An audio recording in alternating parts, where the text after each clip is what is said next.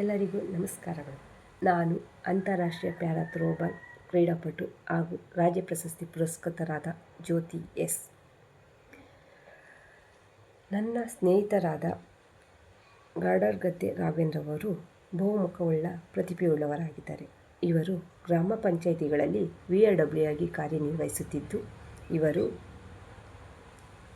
ಸರ್ಕಾರದಿಂದ ಸಿಗುವ ಸೌಲಭ್ಯಗಳು, ಅದರಲ್ಲೂ ವಿಶೇಷಚೇತನರಿಗೆ ಮನೆ ಬಾಗಿಲಿಗೆ ತಲುಪಿಸುವುದರಲ್ಲಿ ಪ್ರಮುಖ ಪಾತ್ರವನ್ನು ವಹಿಸಿದ್ದಾರೆ. ಅಷ್ಟೇ ಅಲ್ಲದೆ ಇವರು ಕವನಗಳು, ಚುಟುಕುಗಳು, ಹಾಸ್ಯಗಳು ಬಗ್ಗೆ ಹೆಚ್ಚು ಆಸಕ್ತಿಯನ್ನು ಹೊಂದಿದ್ದಾರೆ. ಇವರು ವಿಶೇಷಚೇತನರಿಗೆ ಒಂದು ಮಾದರಿಯಾಗಿದ್ದಾರೆ ಅಂದರೆ ತಪ್ಪಾಗಲಾರದು. ಅಷ್ಟೇ ಅಲ್ಲದೆ ಇವರು ಈಗ ಹೊಸ ಯೂಟ್ಯೂಬ್ ಚಾನಲ್ ಅಂದರೆ ಸಾಹಿತ್ಯ ಮನಸ್ಸು ಎಂಬುದನ್ನು ಪ್ರಾರಂಭಿಸಿದ್ದಾರೆ. ಈ ಸಾಹಿತ್ಯ ಮನಸ್ಸು ಎಂಬ ಯೂಟ್ಯೂಬ್ ಚಾನಲ್ ದೊಡ್ಡ ಮಟ್ಟದಲ್ಲಿ ಬೆಳೆಯಲಿ ಎಂದು ಅವರಿಗೆ ಶುಭ ಹಾರೈಸುತ್ತೇನೆ. ಧನ್ಯವಾದಗಳು.